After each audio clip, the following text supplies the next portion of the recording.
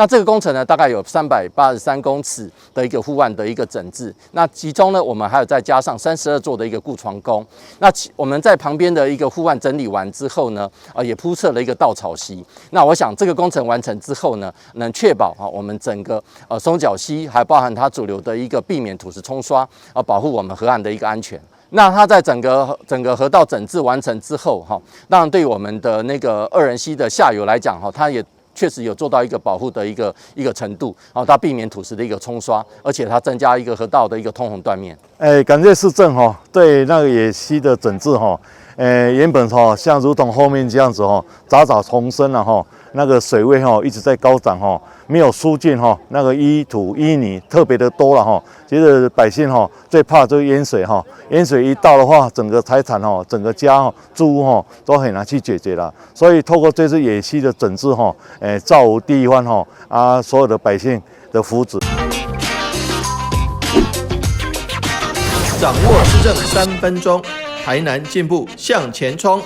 欢迎收看市政3分钟。近年来，极端气候常形成短时间暴雨，造成山区土沙冲刷及淤积，引发下游大规模灾害。台南市山坡地范围占总面积的38%，山区范围广阔，因此山坡地的野溪治理相形重要。台南市政府将持续争取经费挹注，加速完成山坡野溪治理工作，来降低坡地灾害发生几率，让市民生活更安全。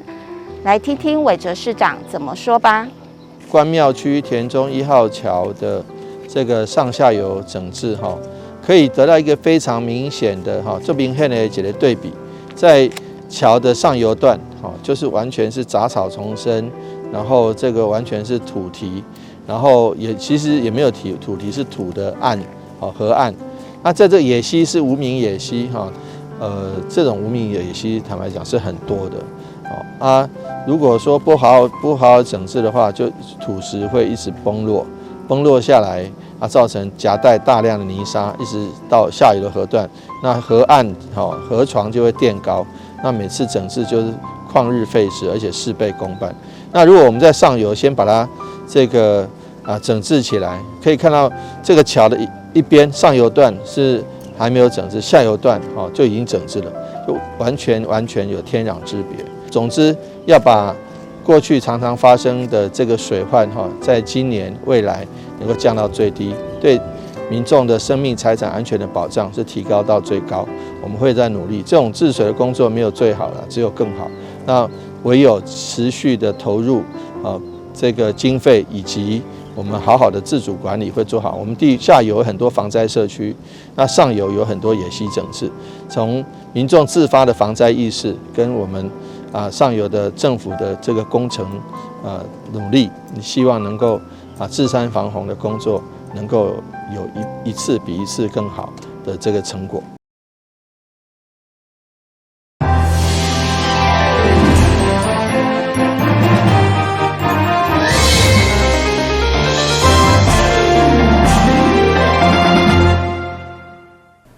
大家好，我是秦碧纯，欢迎收看中嘉台南地方新闻。下面有一连串的新闻报道，带大家做回来关心。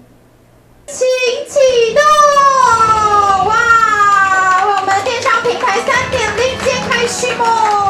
长达2年多以前，改变了所有人的生活习惯。真侪民众为了减少出门采购的机会，纷纷伫网络顶选买。台南市政府看到民众购物习惯改变。伫2天前，便媒合侪间电商平台行销台南农特产，这次更是再度升级，推出台南农产抢价电商平台3.0计划，并串联爱上新鲜、有好物、某某购物网、PC Home 线上购物等17间电商，这会来行销台南农产。2019年推出的时候，1个半月销售了400万，在2020年的时候。这个半年销售了2000万，那去年也是再创佳绩，总共卖出了45000颗的45000份的这个凤梨，还有许许多多的农特产品那还有哈密瓜，原先只打算卖500颗，就卖了2500颗，这些都是直接让产地跟消费者减少中间剥削，而且让农民直接获利的线上销售。那我想说，今年还要扩大举办。那面对这个中国大陆这个停止台湾的这个石斑鱼其实台南也有石斑鱼养殖，我们也会运用一些线上的这个购物或是线上的农特产品的这个通路，能够让一些国内的市场能够更加认识优质的台湾农特产品。我们的电商平台的数量从以前的7家到去年的8家，到今年我们要增加变成17家。那我们今年整个做法也不一样，我们包括有知名艺人会到我们的产地现场来带领我们全国的观众来做一个产地的旅游。那我们也会跟 TVBS 时尚玩家来做一个合作，来做一个推介。那我们也会找我们时尚的网红来分享采购的经验，还有揪团来做一个采购。那我们整个品项也从原来的30项增加到60项。那期间也从今年6月14到明年的2月14号，所以涵盖整个过年期间。电商平台执行长张佑成表示，台南市是全台上重视农业发展的城市。为一开始只有几间电商，到现在总共有17间加入，做伙共享盛举，行销台南农产。台南市一直以来都是全部所有县市里面，我可以感受到我们市长最重视我们的农业农特产品。那其实我们从第1年一路这样带动，从只有个位数的电商平台的合作，一直到现在串联已经超过17家的电商平台，大家都一起共襄盛举。那其实透过电商，我们做的不仅仅是销售，同时也是打响我们台南农特产品的一个知名度。有这样的一个电商平台呢，对我们的农友来说是很重要的。怎么说呢？第一个就是他们在能见度上面的这个曝光度会提高。那再来就是他们在市场上的能见度提高之后呢，其实他们在市场上的价格也可以获得一定的这样的这个水准的保障所以这个部分对我们农友来说是非常的重要的。记者会现场有一位麻豆的果农林玉成来分享跟电商合作的经验。帮助我们农民很多，然后就是让我们有更好的一个销售的一个管道这样子。除了电商平台通路，市府也将进一步邀请网红以及美食节目协助行销，让台南各种优质农特产会当透过无同的管道，被更多消费大众看到，增加买气。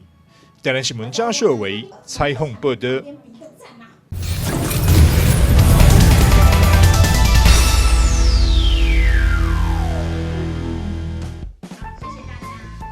人手一机，资讯爆炸的时代，真假消息满天飞，如何接收正确资讯是所有人都要思考的一件事。相信很多人在生活中，手机的通讯软体常常会收到一些名人推荐或者是防疫秘方的文章，为了提醒亲朋好友，是不是马上就想转传出去呢？但这个时候，其实应该要先停、看、听。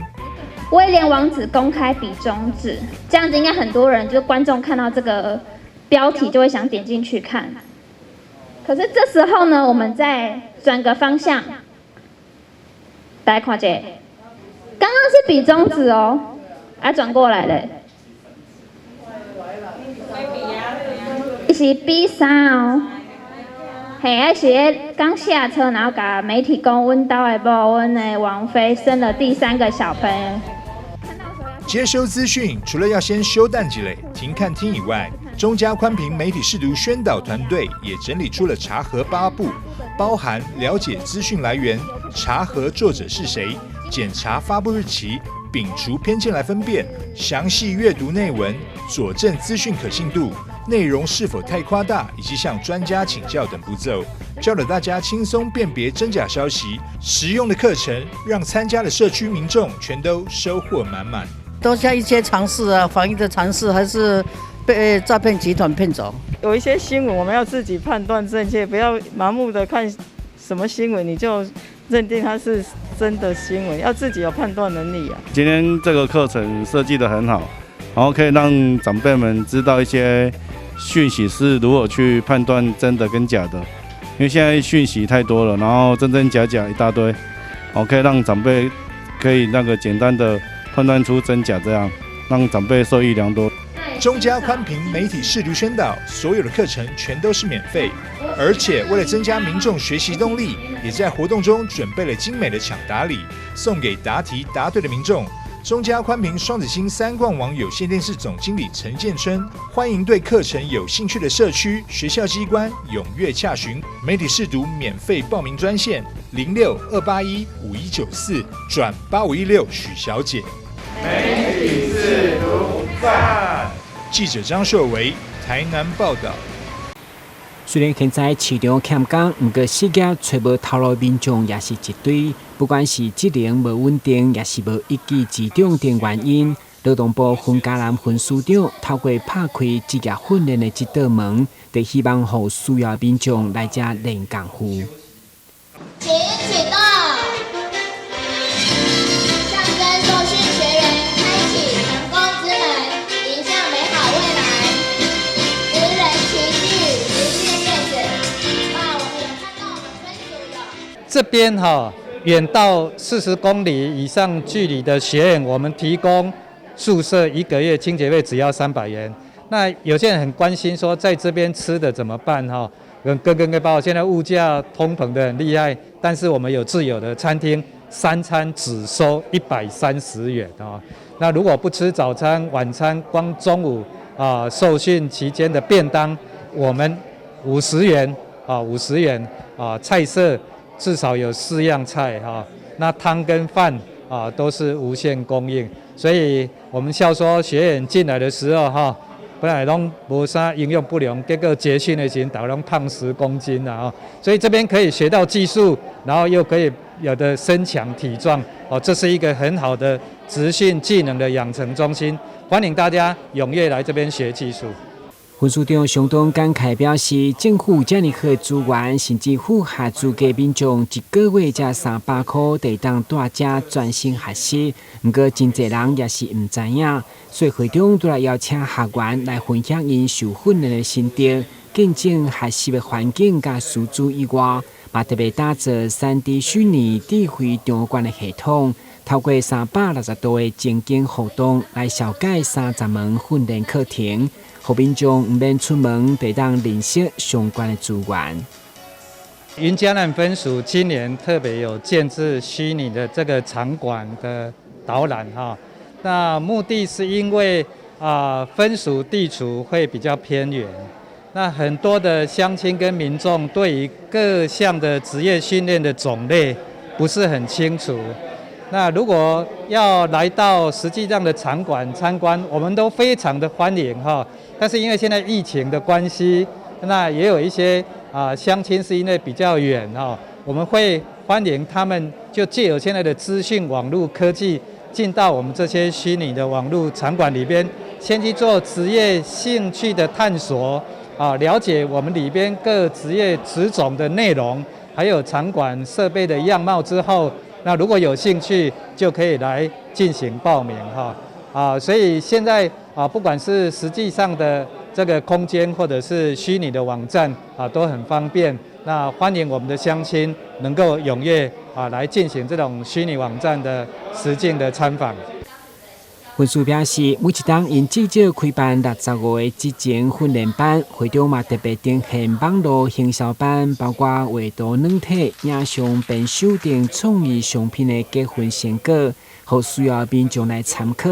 强调只要有心学，都有希望。今日新闻军及何秋芳采访报道。占地14公顷的劳动部分嘉南分署设有电机、电子、硬件加机械电视的场馆，参照一间学校同款。这3天来培训超过2600名学员，结婚以后的就业率将近90%。不仅协助民众进入劳动市场，嘛实际弥补企业人才缺口。其中对完全无经验投入冷冻空调的陈雨桐，虽然是女性，拄着要搬动有较吃力，不过靠着一份热情甲兴趣，才经过搬动的积分，已经摕下3张证照，其中也佫有1张1级的技术，目前已经会当实际到民众厝内保养维修，相当无简单。做这一行其实是蛮辛苦的，但我觉得这都是还是得自己要有兴趣，还是自己要有兴趣才能从事这一行。那刚好从事到这一行之后，我觉得学习到蛮多的技能，那我也觉得也挺感兴趣的，所以我才从事，也乐在其中啦。对。它有前景吗？还蛮有前景的，而且其实，在冷冻空调界这一行里面，其实可以学到更多不一样的，不一定说只是装冷气这样子而已。那你也可以学到很多原理上或学务上的知识。活动的时间，对无到演武3场证照幕后儿童相当感谢分数的资源，可以跳脱性别的束缚，成为专业的技术人员。目前伊已经申请公司牌，要家己创业，迎接新的职业。这里还蛮多资源可以运用的。其实这里的资源就是，比如说这里的学习工具、机具都可以让您使用。对，师资的部分的话，其实我觉得都是还蛮专业的。对，像我们的老师陈宏毅老师，他在教导上都是蛮用心的。对。儿童的好表现，除了要互其他找头路民众有机会像伊同款先学习一技之长，其实伊翁婿嘛已经打算要来学，为翁仔某共同创业的梦想来持续努力。台南新闻管制何乔芳采访报道。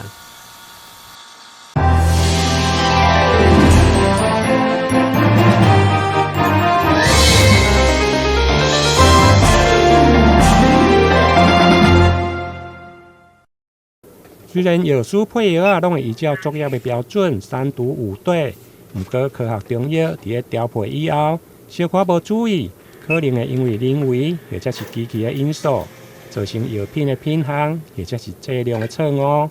为了降低中药用药的安全风险，基比医学中心对民国108年建立一套浓缩中药的条码辨识检核。结合 AI 的智慧语音朗读辨识系统，借此降低品项甲剂量的错误。中药局会推这个智能语音的目的，就是说，因为长期以来我们都发现说，药师们都是一直要盯着电脑取药，盯着电脑取药，盯着电脑，所以我们就想要解决他们在眼睛这方面的疲劳的一个状态，所以借由耳朵方面的听觉，瞬间将语音输入到我们的耳朵。来判读说，你取的这个药是正确与否，来加以做这样的一个优质化的处理。它的优点就是说，第一个零错误，因为你听到你拿错，你一定会换正确的药，所以绝对不会有错误。再来就是我们搭配重量的检核，你重量称错了，系统就会告诉你，所以品项不会错，重量不会错，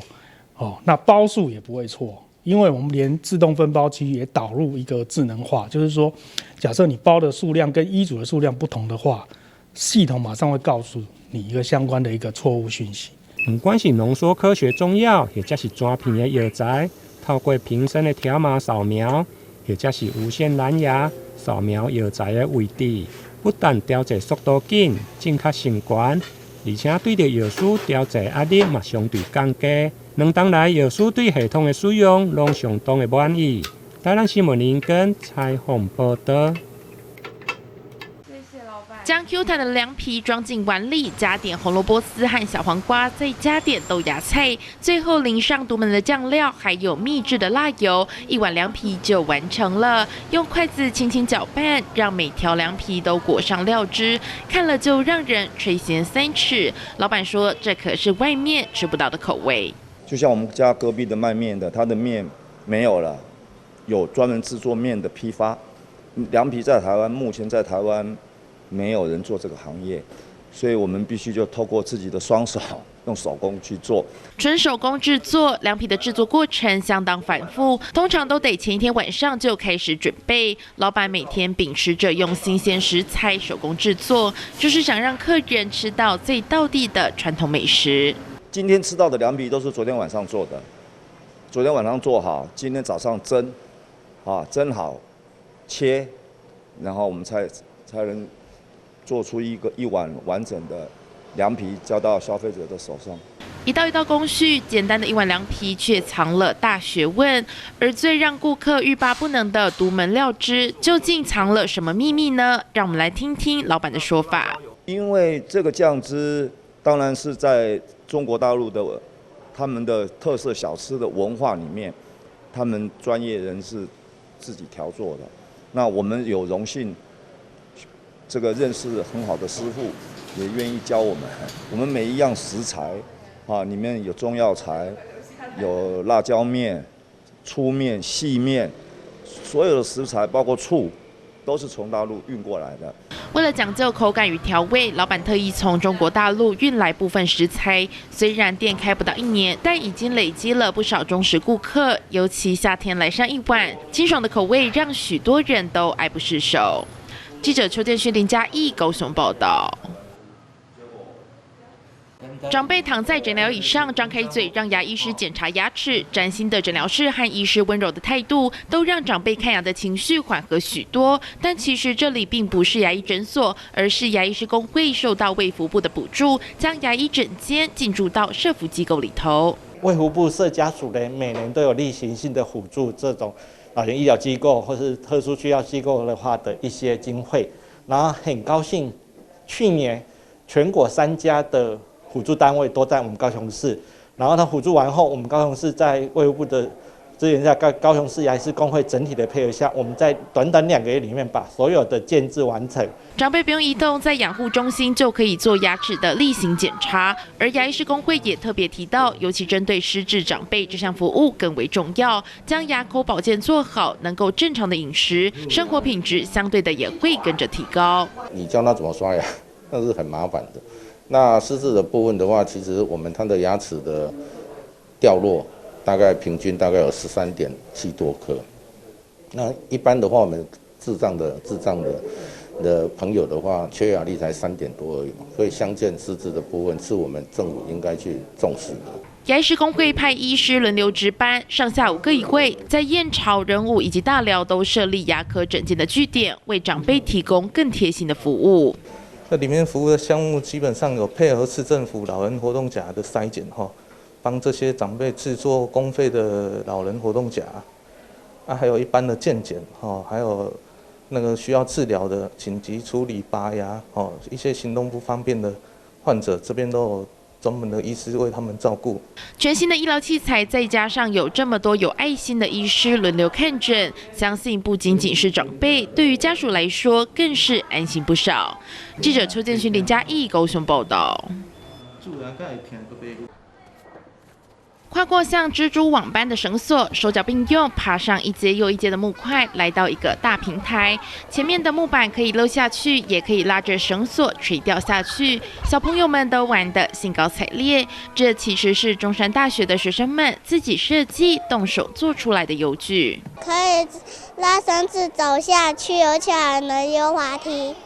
像溜滑梯一样。所以你觉得说怎么样？很好玩。家长，然后我们去访问说，他们的小朋友在家里玩的话，可能是会有什么需求，然后来去设计。然后我们就是发现他们比较喜欢秘密基地这个东西，然后再搭配上就是小朋友都比较喜欢溜滑梯之类的，这样子的话，就是他们就会比较喜欢。爬上爬下，利用木栈板所制作的游具，跟一般的罐头游具大有不同。孩子们发挥想象力，创造出不一样的玩法。而会做这个游具，其实是来自于一堂设计思考的课程。老师想带学生们不只是写企划书，还要将设计图实际做出来。不是只让同学们只有发想，就只是做很简单的草图的设计，而是他真的能够感受到说，当我有一个非常完整的成品做出来之后，它大概会是一个什么样子的状态。受到 USR 计划经费支持，让学生们可以从平面玩到立体，看到小朋友们脸上挂满笑容，创作者的内心也充满了成就感。一开始在做的时候就会觉得蛮辛苦的，因为每个假日都要去做这个东西，就不能念书。但是实际上看到他们在上面玩的时候，那个成就感就是很大，因为从一个无到有，就是对很不一样。其实，在光我们其实很注重孩子的大肌肉跟体能部分，所以知道说可以互相合作，那把这一组带进来幼儿园里面，就觉得非常的开心，就觉得小孩一定会很喜欢，而且非常适合他们。挥别常见的罐头游具，用几块木栈板就能创作出创意游具。学生们不仅询问了小朋友的爱好，还考量到了年纪与安全上的需求，放到幼儿园里，让一堂课的作品发挥最大的效用。记者邱建勋、林嘉义高雄报道。感谢你收看《中嘉台南地方新闻》，我是陈美纯，咱再会。